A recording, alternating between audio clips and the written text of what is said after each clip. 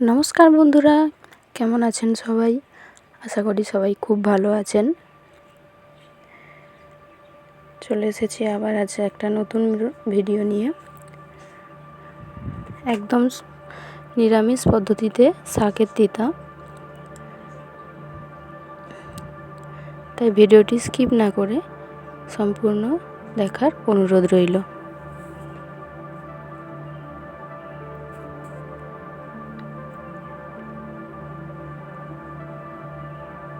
এখানে আমি শাক কেটে নিয়ে এসেছি, আমাদের বাগানের টাটকা শাক।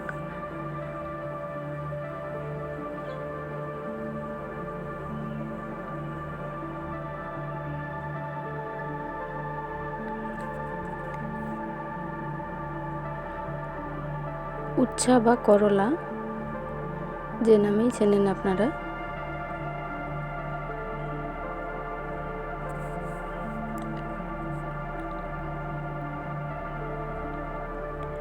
এখানে আমি দুটো উচ্ছা নিয়েছি, একটা মাঝারি সাইজের আলু এবং বেগুন কেটে নিয়েছি, কেটে খুব ভালো করে ধুয়ে নিয়েছি। এরপর আমি কড়াইয়ে তেল দিয়ে দিচ্ছি।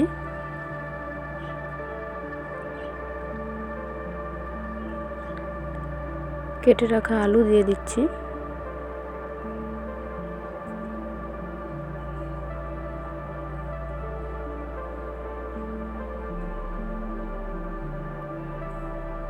আলুগুলো আমি খুব ভালো করে ভেজে নেব।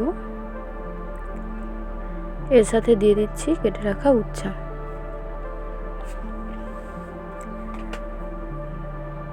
খুব ভালোভাবে আমি নেড়ে নেব।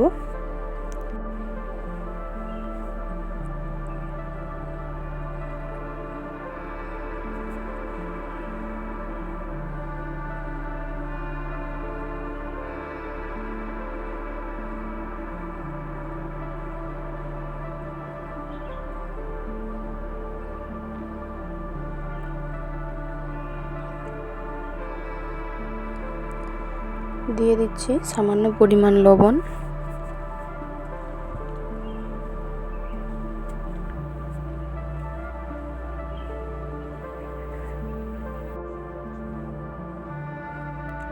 এরপর দিয়ে দিচ্ছি কেটে রাখা শাক। আলু উচ্ছে একসাথে আমি খুব ভালোভাবে নেড়ে নেব।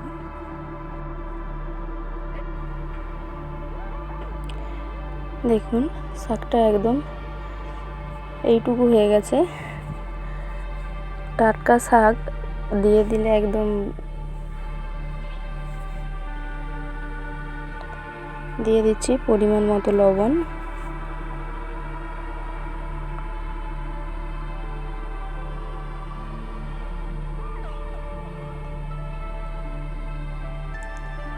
খুব ভালোভাবে আমি নেড়ে নিচ্ছি। এরপর আমি দিয়ে দিচ্ছি কেটে রাখা বেগুনগুলো।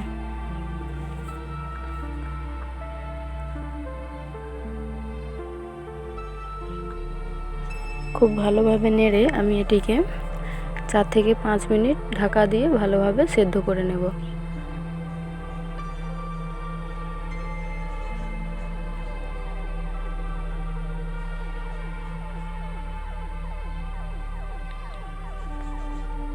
সব কিছু আমার খুব ভালোভাবে সেদ্ধ হয়ে গেছে। দেখুন আমি এটিকে এখন নামিয়ে নিচ্ছি।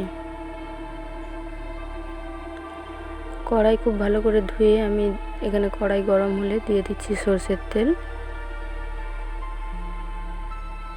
বড়িগুলো আমি ভেজে নিচ্ছি।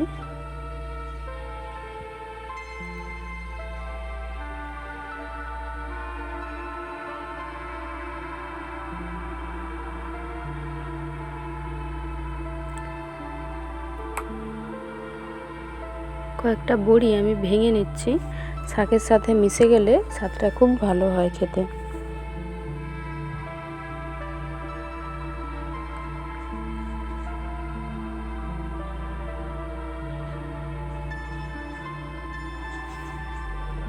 এখানে আমার বড়িগুলো ভাজা হয়ে গেছে খুব ভালোভাবে। এবার আমি এগুলো নামিয়ে নিচ্ছি।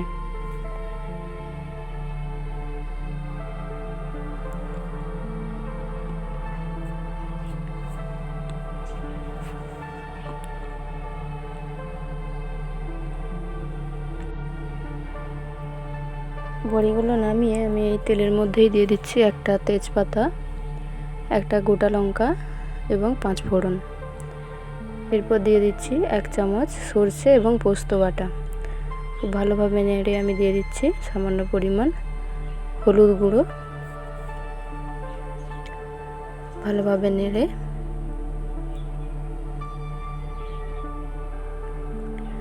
এরপর দিয়ে দিচ্ছি সেদ্ধ করে রাখা শাক। খুব ভালোভাবে আমি নেড়ে নেব।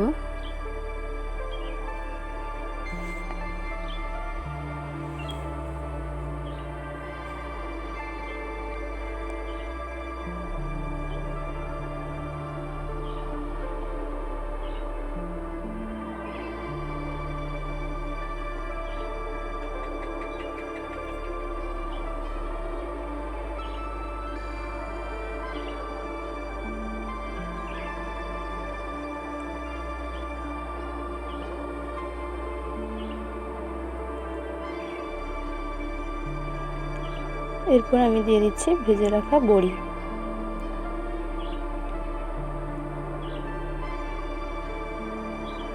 খুব ভালোভাবে নেড়ে নিয়ে সরষে এবং পোস্ত বাটা যে জলটা ছিল আমি সেই জলটা দিয়ে দিচ্ছি, আর আমি জল দেব না। 2 থেকে 3 মিনিট আমি খুব ভালোভাবে রান্না করে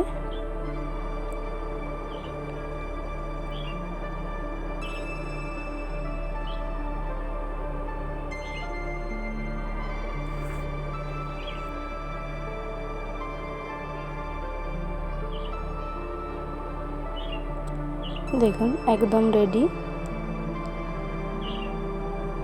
এরপর আমি এটিকে নামিয়ে নিচ্ছি। কড়াই ধুয়ে আমি দিয়ে দিচ্ছি এখানে সরষের তেল, সামান্য গোটা জিরে এবং একটা গোটা লঙ্কা। খুব ভালোভাবে আমি এগুলো ভেজে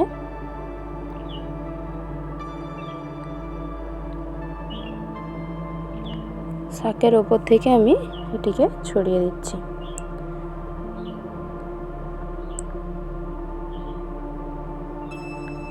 একদম রেডি আমাদের শাকের তিতা। আপনারা অবশ্যই বাড়িতে ট্রাই করে দেখবেন। ভালো থাকবেন, সুস্থ থাকবেন। ভিডিওটি কেমন লাগলো অবশ্যই জানাবেন।